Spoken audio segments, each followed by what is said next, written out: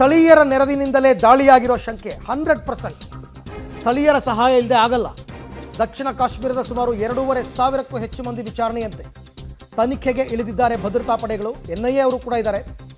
ಮತ್ತೆ ಸಂಜೆ ಪ್ರಧಾನಿ ಮೋದಿ ನೇತೃತ್ವದಲ್ಲಿ ಭದ್ರತಾ ಸಮಿತಿಯ ಸಂಪುಟ ಸಭೆ ನಡೆಯುತ್ತೆ.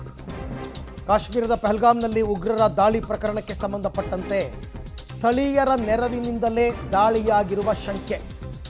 ಸ್ಥಳೀಯರ ಸಹಾಯ ಇಲ್ಲದೆ ಪಾಕಿಸ್ತಾನದವರು ಭಾರತದಲ್ಲಿ ಬಂದು ದಾಳಿ ಮಾಡೋಕ್ಕಾಗತ್ತಾ? 5-6 ಜನ ಉಗ್ರರಿಗೆ ಅವರು ಸಪೋರ್ಟ್ ಮಾಡಿದ್ದಾರೆ ಸ್ಥಳೀಯರು.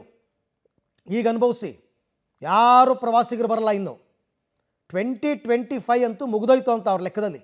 ಯಾರೂ ಹೋಗಲ್ಲ. ಏನು ತಿಂತೀರಾ ಹಾಗಾದರೆ? ಇದು ಅರ್ಥ ಆಗಬೇಕಾಗಿತ್ತು ಅಲ್ಲಿ ಅವರಿಗೆ. ಸಹಾಯ ಮಾಡೋದಕ್ಕೂ ಮೊದಲು ಹೌದಪ್ಪ, ಈ ಥರ ಸಹಾಯ ಮಾಡಿದ್ರೆ ನಮ್ಮ ಕಾಲ ಮೇಲೆ ನಾವೇ ಚಪಡಿ ಕಲ್ಲಿ ಹೇಳ್ಕೊಂಡಂಗೆ ಅಂತ ಗೊತ್ತಾಗೋದು ಬೇಡ. ದುಡ್ಡೆಲ್ಲ ಇಲ್ಲಿದು ಬೇಕು, ಭಾರತದ ಪ್ರವಾಸಿಗರದ್ದು ದುಡ್ಡು ಬೇಕು. ಸಹಾಯ ಮಾಡೋದು ಮಾತ್ರ ಬೇರೆ ರಾಷ್ಟ್ರದವ್ರಿಗೆ. ಇಲ್ಲಿ ಅವ್ರನ್ನ ಕೊಲ್ಲೋದಕ್ಕೆ ಮಣ್ಣು ತಿನ್ನಬೇಕಾಗುತ್ತೆ. 2019 ನಂತರ ಪ್ರವಾಸೋದ್ಯಮ ತುಂಬ ಚೆನ್ನಾಗಿ ಚಿಗುರ್ಕೊಂಡಿತ್ತು ಅಲ್ಲಿ. ದೇಶದ ಮೂಲೆ ಮೂಲೆಯಿಂದ ಜನ ಹೋಗ್ತಾ ಇದ್ರು ಜಮ್ಮು ಕಾಶ್ಮೀರಕ್ಕೆ. ಈಗ ಯಾವನ್ ಬರ್ತಾನೆ? ಯಾರೂ ಬರಲ್ಲ ಇನ್ಮೇಲೆ.